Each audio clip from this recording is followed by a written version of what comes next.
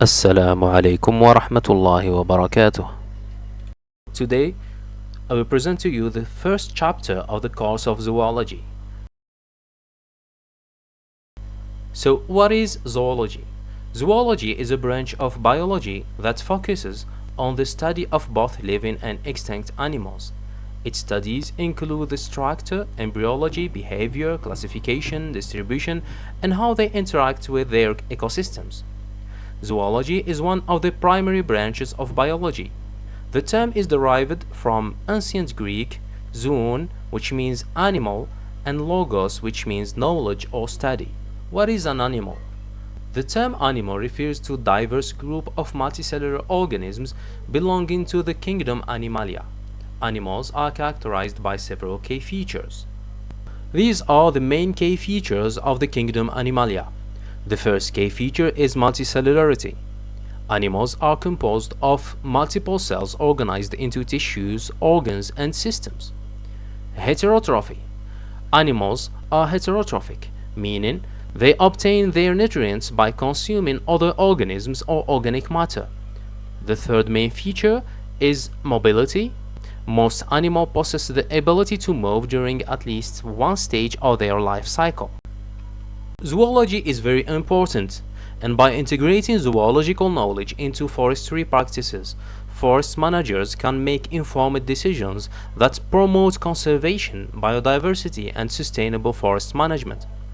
Zoological researchers provide valuable insights into the intricate relationships between animals, their habitats, and the overall health of forest ecosystems.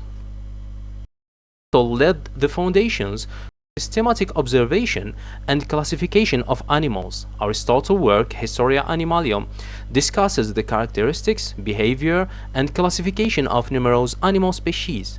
His observations formed the basis of zoological knowledge for centuries. In 1551, Conrad Gessner published his Historia Animalium. It was the first modern zoological work that attempted to describe all the animals known and the first bibliography of natural history writings. In the 18th century, Carl Linnaeus formalized the modern system of naming organisms called binomial nomenclature.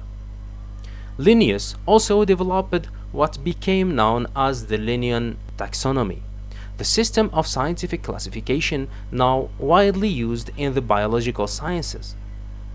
In 1859, Charles Darwin published his book On the Origin of Species, in which he proposed his theory of evolution.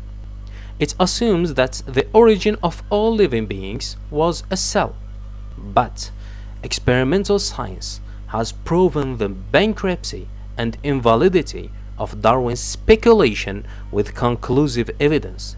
Indeed, it is not a scientific theory at all. Why the evolution theory of Charles Darwin can't be scientific? A scientific theory must be testable. It means that it is possible to make observations that agree or disagree with it. If a theory cannot be tested by making observations, it is not scientific at all. Secondly, a scientific theory must be falsifiable.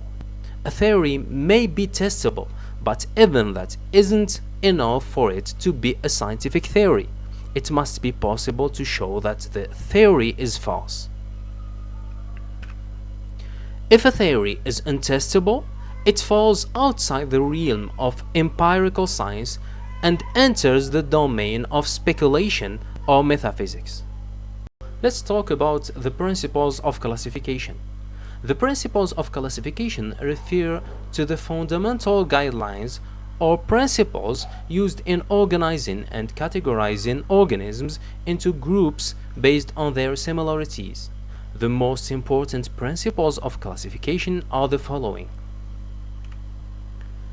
The first is homology. Classification is based on the principle of homology, which suggests that organisms with similar morphological, anatomical, and genetic characteristics share the same group. The second principle is hierarchical organization.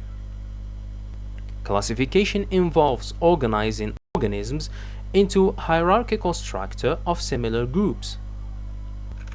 The third principle of classification is taxonomic rank.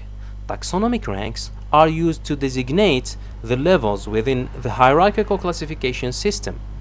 Each rank represents a specific level of similarity. Another principle is nomenclature.